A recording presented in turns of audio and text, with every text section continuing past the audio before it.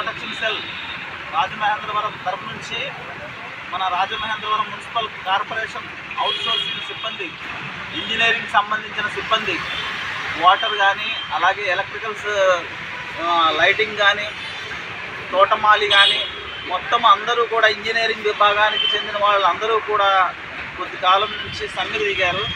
వారి యొక్క సమస్య ఏంటో కనుక్కుందాం. నమస్తే అండి, ఏంటండి సమస్య ఏంటి అసలు? గత 5 సంవత్సరాల నుంచి ఒకటే శాలరీ 13,070 రూపాయలు వస్తుంది. కటింగ్లు పోను ఎంతకాలం నుంచి చేస్తున్నారు మీరు? 23 సంవత్సరాల సర్వీస్ అందరికీనండి.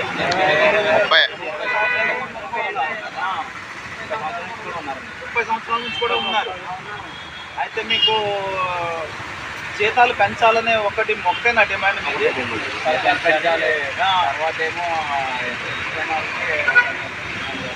చనిపోయిన వాళ్ళకి కాంపోజినేషన్ 10 లక్షలు,